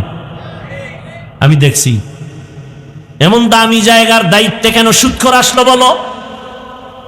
যেই সুদখোরের আমল নামায় অল টাইম আপন মায়ের সাথে জিনা জিনা জিনার গুনাহ, নাউজুবিল্লাহ আসে না? সুদের সাথে যাদের নাম, তাদের হজ কবুল হবে না, তেলাওয়াত কবুল হবে না, নামাজ কবুল হবে না, মোনাজাত কবুল হবে না। সে মসজিদের দায়িত্বে আসলো কেন? কয় সে তো আসে না, আমরা জনগণ আইনে ফেলছি তাকে, কারণ আমগো নেতা ভোটের আগে আমরা তার কাছে বিক্রি হয়ে গেছি। বলেন না কেন? সত্য কথা। এই আকামে আপনারা ঢুকছেন না? মসজিদে সুদখোর দায়িত্ব পাবে কেন? আপনারা ঢুকাইছেন, কারণ তার থেকে টাকায় আপনারা খাইয়া বিক্রি হয়ে গেছেন। আল্লাহ হেদায়েত দান করুন। আরো আস্তে করে বলেন। রাগ করতেছেন? আমি কোরআন হাদিসের বাইরে বলতেছি। আচ্ছা, এই কথাগুলো আমরা আলেমরা আপনাদের বলতেছি কি জাহান্নামে নেওয়ার জন্য না জান্নাতে নেওয়ার জন্য? আমরা যদি এই কথাগুলো না বলি আর কেউ বলবে? আচ্ছা, আপনি নামাজ পড়েন না, এজন্য কি আমি নামাজের বয়ান করব না? না, একটা আন্দোলন করেন যে যারা আমরা নামাজ পড়ি না, আমাদেরকে নামাজের কোনো বয়ান করা চলবে না। নামাজ পড়েন না, নামাজের বয়ান করি, তাতে তো কষ্ট পান না। সুদ খান, সুদের বিরুদ্ধে বলি, তাতে কষ্ট পাবেন কেন? আপনার হিসাব আপনি দিবেন, কিন্তু আমার আল্লাহর কোরআন দিয়া মানুষকে বুঝাতে হবে না? হ্যাঁ, আপনি হজ করতেছেন অথচ সুদের টাকায় নাম লেখানো, হজ হবে না। আপনি কোটি টাকা দান করতেছেন, একটা সওয়াবও পাবেন না যদি তওবা না করেন। হ্যাঁ, এই জন্যই তো বললাম ইসলাম হাওয়ায় চলে, হাওয়ায়। বাস্তবে ইসলাম নাই বললেই চলে। আবার চাপাবাজি করে নামাজ না পড়লে কি হবে? আমাদের দিল পরিষ্কার। কত বড় বেপরোয়া আল্লাহর দুশ্মন। আল্লাহর ভয় থাকলে এটা বলতে পারে না কখন। আল্লাহ হেদায়েত দান করুন। ও যুবক বাবারা, ভুলে গেছো কয়েকদিনের মাঝেই তোমার লাইনের সেই যুবক রক্তের ফোঁটা জমিনে ফেলে গোটা দুনিয়াটাকে জাগরণ তৈরি করে বলে গেল, টাকায় পশু বিক্রি হয়, টাকায় অমানুষ বিক্রি হয়, আমি হাদি টাকায় বিক্রি হই নাই। আর তুমি রাত্রে আকাম করবা, মোবাইলে এমবি নাই, টাকা দরকার, এমবি দরকার। কই বাবা এই রাইতে টাকা? খুঁজা টুইজা দুইজন বাইর করছো, আব্বা আর মা। বাস মায়ের মানিব্যাগে টাকা নাই, বাবার টাকা নাই, নিলকে চোরে, চোরকে নিজের রক্তের সন্তান। এই টাকা নিয়ে করে কি? এমবি ঢুকায় সারা রাত জেনা করে, জেনা, চোখের জেনা, হাতের জেনা, জবানের জেনা, অন্তরের জেনা, সারা রাত। যেই পরিমাণ গুনাহ হয়, উচিত ছিল ঘুমের মধ্যে ঘরের উপরে ঠাডা পড়া। শুধু মুহাম্মদের উম্মত হওয়ার কারণে আল্লাহ হেফাজত করেছেন। কিন্তু চিনলা না সে রহমতের নবী কত দামি, চিনলা না। তুমি রসুলকে মোহাব্বত করো, আমিও তো করি। আমার মোহাব্বতের কারণে আজ আমাকে গোটা দেশের মন্ত্রীও যদি বানায়, আমি তো জীবন চলে যাবে, দাড়ি কাটবো না, আমার রসুলের মোহাব্বতের কারণে। আমার রসুলের মোহাব্বতের কারণে তো আমি টুপি ছাড়বো না। আমি জানি এ টুপির কারণে বহু গালি শুনছি, আমি দাড়ির কারণে আমরা অনেক মানুষের গালি শুনি। এরপর রসুলের মোহাব্বতে দেশটাকেও যদি আমাকে দিয়ে দেয়, সব আগুন দিয়ে জ্বালায় দিব, রসুলের কলিজায় আঘাত দিয়ে দাড়ি কাটবো না। আর তোমার যদি পাও ধরি, তুমি দাড়ি রাখবা না, আবার দাবি করো রসুলের আশেক। তুমি দাড়ি কামানেওয়ালা সুদখোর। রসুলের আশেক যদি হও তো এদেশের ভণ্ডকে, আমরা ভণ্ড। তোমরা দাড়ি কামানেওয়ালা যদি রসুলের আশেক হও, তো আমরা দাড়ি টুপিওয়ালারা ভণ্ড। আফসুস, বড় আফসুস। হা, রহমতের নবী বাইতুল মাকদিসে চলে গেলেন, বোরাকটা বাঁধলেন, জিবরাইল আমিন আজান দিলেন। কেন আজানটা নবী দিতে পারলেন না? কয় না না, নবী আজান দিলে তো উম্মতের জন্য আর ঘুমায় থাকার সুযোগ নাই। নবী যদি অর্ডার করেন হাইয়া আলাস সালাহ, নামাজে আসো, বাই ফোর্স অর্ডার, না মানলে কাফের। আল্লাহ তাআলা বান্দাকে বড় আদর করেন, এজন্য আজানটা জিবরাইলকে দিয়া উম্মতের কাফের হওয়া থেকে বাঁচায় দিছেন। নবী ওখানে নামাজে দাঁড়ালেন, সব নবী রাসূল সেখানে হাজির। কোথায়? বাইতুল মাকদিসে।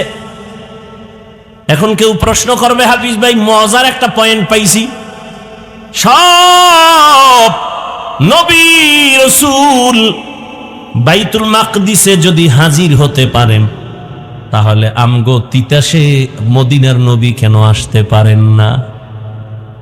মহাপণ্ডিত মুফতি সাহেব বয়া রইছে ফতুয়া লইয়া, সব নবী রসুল যদি বাইতুল মাকদিসে আমার রসুলের আগমনে আসতে পারে, তাহলে আমগো মদিনার রসুল কেন তিতাসে মিলাদে আসতে পারে না? এই আকাম্মা কিছু আল্লাহর বান্দা আছে না নাই? আল্লাহ হেদায়েত দান করুন। এ কথার জবাব কি মনে করেন আমাদের কাছে নাই? দেওয়ার সময় নেই। ভাই নামাজ কয়টায়? কত? আমাকে বলতে হবে তো কয়টায় পড়বেন, ওইভাবে আমি তো ছেড়ে দিতে হবে। হ্যাঁ, এলো একটা কিলাকিলি করেন, একদল 45 আর একদল 1.5, একটা লাগান শুরু করেন, জমুক এলাকায় লাগছে নামাজ লইয়া। হায় হায় হায়, এই মুহূর্তে কিলাকিলি করতে পারলি তো শান্তি। সামনে নির্বাচন। ভাইরা আমার, রহমতের নবী বাইতুল মাকদিসে 2 রাকাত নামাজের ইমামতি করলেন। ইমামুল মুরসালিন রহমতের নবী নামাজ শেষ করে ওখান থেকে বোরাকে সফর আসমানের দিকে রওনা হলেন। রহমতের নবী এক আসমান, দ্বিতীয় আসমান, তৃতীয় আসমান, চতুর্থ, পঞ্চম, ষষ্ঠ, সপ্তম আসমান ভেদ করলেন। প্রত্যেকটা আসমানে 2টা দরজা পেলেন। এক একটা দরজা জমরা দেখুত পাথর দ্বারা বানানো, সব দরওয়াজার ভেতরে তালা লাগানো, নূরে তৈরি তালা। রহমতের নবী ঢুকলেন, এরপরে 7 আসমানের উপরে চলে গেলেন। রহমতের নবী 7 আসমানের উপরে গিয়ে দেখেন একটা সুন্দর নূরের ঘর, বাইতুল মামুর। 70,000 ফেরেশতার কাফেলা বারবার তাওয়াফ করে। একবার যারা সিরিয়ালে আসে আর আসে না, কিয়ামত পর্যন্ত ওই বাইতুল মামুর তাওয়াফ চলবে কিয়ামত পর্যন্ত। ভাইরা আমার, কিয়ামত পর্যন্ত তাওয়াফ চলবে 70,000 করে একবার, যারা সিরিয়াল পাবে কিয়ামতের আগে আর পাবে না। নবী বলেন আমি ওখান থেকে উপরে গেলাম সিদরাতুল মুনতাহা, এরপরে ওখান থেকে যাইতে যাইতে ভিন্ন বাহনে আল্লাহ তাআলার আরশে আজিম, আরশে আজিমের মধ্যে ঢুইকা দেখলাম 8 জন ফেরেশতা আরশে আজিমটা কাঁধের মধ্যে নিয়ে দাঁড়ানো, আর ওই ফেরেশতাদের পা হলো 7 জমিনের নিচে। নবী বলেন আমি আরশে আজিমটা ঘুরে ঘুরে দেখলাম, এর উপরে হলো আল্লাহ তাআলার কুরসি, ওয়াসিআ কুরসিয়ুহুস সামাওয়াতি ওয়াল আরদ, এমন এক কুরসি আসমান জমিন সব কুরসির ভেতরে আটকানো। নবীজি বলেন আমার আল্লাহ ওই কুদরতের কুরসির কাছে নেওয়ার জন্য আল্লাহর আসন 70,000 নূরের পর্দা লাগানো। আল্লাহ তাআলা এক একটা পর্দা খুলে খুলে আমাকে নবীর সামনে নিয়ে বসায় কথা বলছি। রবের সামনে আমি বসে কথা হলো। আল্লাহ বলেন ফাআহা ইলা আবদিহি মা আওহা। ভালো করে বুঝেন, আল্লাহ তাআলা ঘটনাটা বলতে গিয়া সূরা বনী ইসরাঈলের শুরুতে বলেন সুবহানাল্লাযী আসরা বিআবদিহি, ভ্রমণ করাইলাম আমি আল্লাহ। কাকে? আমার বান্দাকে। এখানে বান্দা মানি রহমাতুল্লিল। এখান থেকে কয়েকটা পয়েন্ট আমাদের খুব বুঝার দরকার, যদিও সময় নাই, একটা পয়েন্ট বলব। কোরআনে হাকিমে আল্লাহ পাক নবীদের যাদের নাম নিছেন, সম্বোধন করছেন নাম নিয়া নিয়া। ওমা তিলকা বিয়ামিনিকা ইয়া মূসা ইয়া নূহ ওয়া নাদাইনাহু ইয়া ইব্রাহিম। কিন্তু রহমতের নবীর নাম আল্লাহ কোরআনে নেন নাই, সম্বোধন করেন নাই, বরং আমার রসুলকে আল্লাহ যতবার সম্বোধন করছেন দামি দামি দামি দামি শব্দ বলেছেন, কিন্তু নাম বলেন নাই। ইয়া আইয়ুহাল মুজাম্মিল কুমিল লাইলা ইল্লা কালিলা, ইয়া আইয়ুহাল মুদ্দাসসির কুম ফাআনযির, ইয়াসিন তাহা। নবীকে দামি দামি শব্দ বলে সম্বোধন করেছেন। ওমা আরসালনাকা ইল্লা রাহমাতাল লিল আলামিন, ইন্না আরসালনাকা শাহিদাও ওয়া মুবাশশিরাও ওয়া নাযীরা। দামি দামি শব্দ বলে নবীকে সম্বোধন করেছেন। লাকাদ কানা লাকুম ফি রাসূলিল্লাহি উসওয়াতুন হাসানাহ, ইন্না আ'তাইনাকাল কাউসার। তাহলে নবীর নাম না নিলেও দামি দামি শব্দ বলছেন, যেগুলো বিশ্লেষণ ছাড়া বুঝে আসে না। নবী রহমাতুল লিল আলামিন, নবী শাহেদ, নবী বাশীরা ওয়া নাযীরা, এগুলোর ব্যাখ্যা বড় কঠিন। নবী কাউসারওয়ালা। কিন্তু নবীর জীবনে 2টা সফর হয়েছে, অলৌকিক এবং আশ্চর্য ধরনের, ইতিহাস শ্রেষ্ঠ সফর। এক সফর জমিন, আর একটা সফর হলো আসমানে। যেই আসমানের সফরটা মানুষ এখনো বিশ্বাস করে না, অনেক বেঈমানেরা মেরাজের সফরটাকে বিশ্বাস করতে পারে না। সেই সফরের ঘটনা বর্ণনা করতে গিয়া আল্লাহ পাক নবী দামি দামি কোনো শব্দ বলেন নাই, নরমাল একটা শব্দ বলেছেন, বান্দা। কি বলছেন? বান্দা। এটা কত নরমাল। হিন্দুরাও বান্দা, ইহুদিরাও বান্দা, খ্রিস্টানও আল্লাহর বান্দা, আমরাও বান্দা। আল্লাহ কয় আমার হাবিব তিনিও আমার বান্দা। মেরাজের ঘটনার ক্ষেত্রে আল্লাহ রসুলকে বান্দা শব্দ বললেন কেন? এত নরমাল বললেন কেন? বরং আরো দামি শব্দ বলবেন। নরমাল শব্দ বান্দা বলার 4 কারণ। কয় কারণ? এর 1 নাম্বার কারণ, নবী নিজেকে বান্দা বলে তৃপ্তি পান, খুশি হন। তা রসুলের আশেক তো আমার আল্লাহ, আমার রসুল বান্দা বললে খুশি হন। এজন্য আম্মা জান আয়েশা রাদিয়াল্লাহু আনহা নবীজির ইবাদত দেখে মাঝে মাঝে বলতেন, নবী আপনি এত কষ্ট করে ইবাদত করেন, হাত্তা তারিমা কাদামা, আপনার কদম মোবারক ফুলে যায়, কেন এত কষ্ট করেন? আপনার তো গুনাহ নাই। নবী বলেন আফালা আকুনা আবদান শাকুরা, আমি কি আল্লাহর কৃতজ্ঞ বান্দা হব না? এজন্য বান্দা।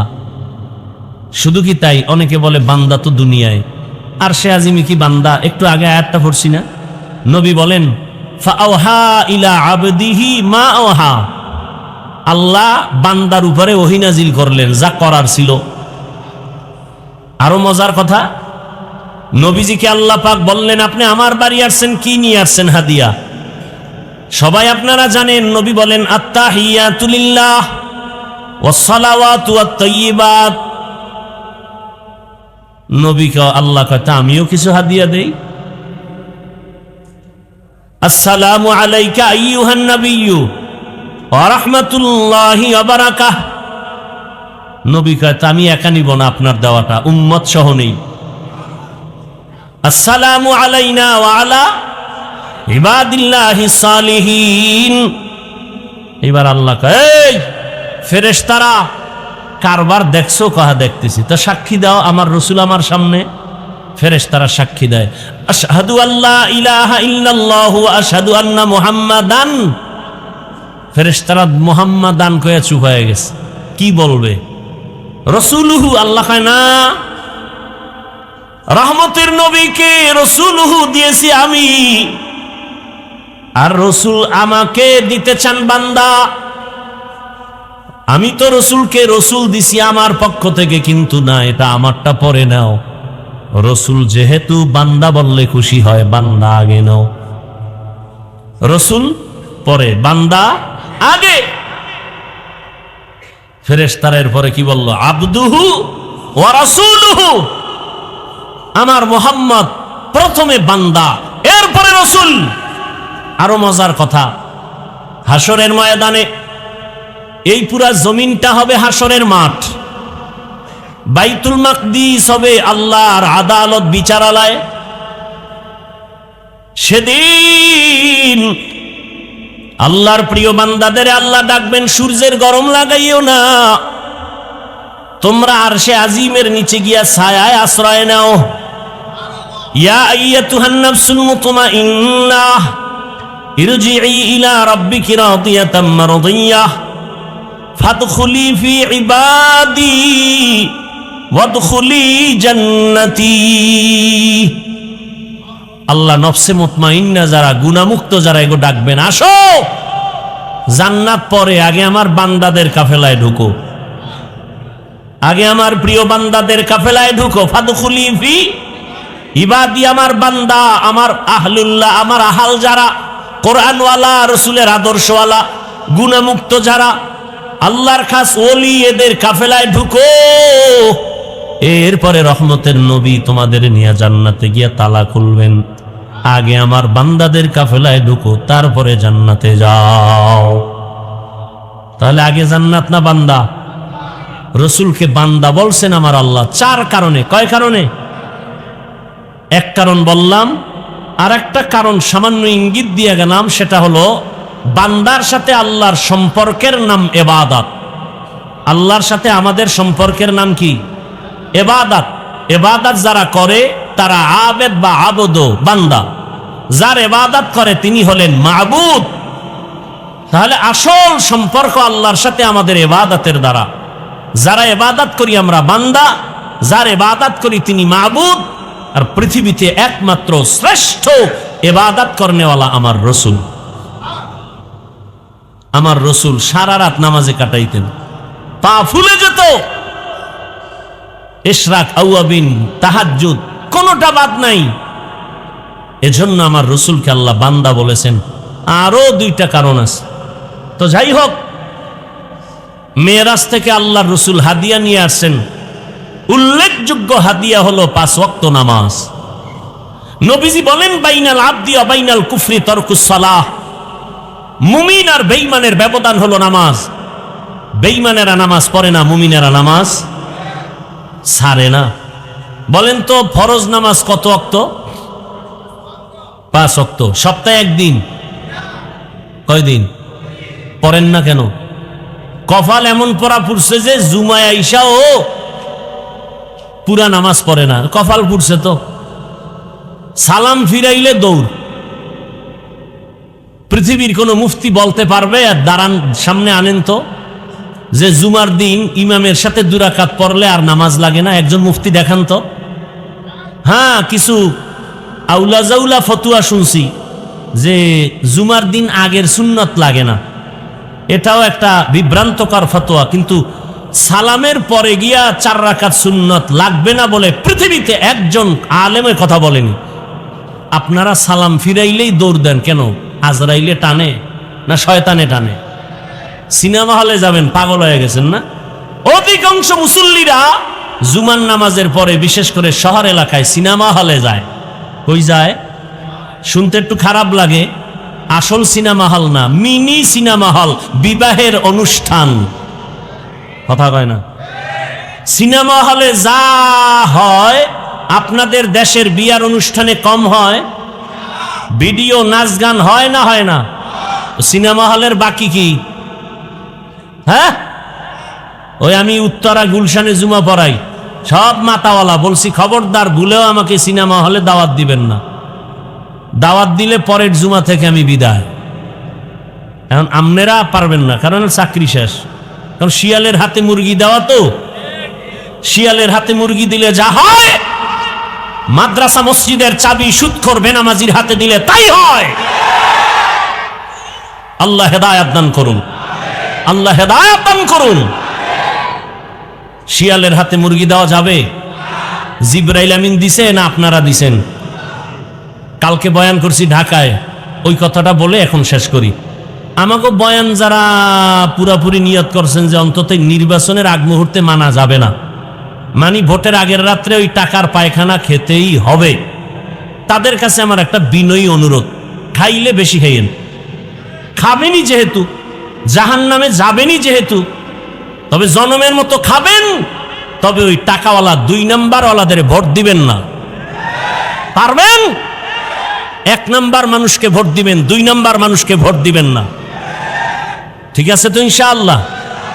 আল্লাহ আমাদের বুঝার আমল করার তৌফিক দান করেন, ভুল ত্রুটি আল্লাহ ক্ষমা করে দেন।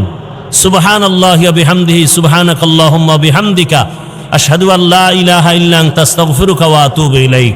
দাঁড়িয়ে কাতার সোজা করেন, এরপরে নামাজের জন্য প্রস্তুতি নেন। সুন্নতের অর্ডার না দিলে সুন্নত পড়বেন না, আগে কাতার সোজা করেন।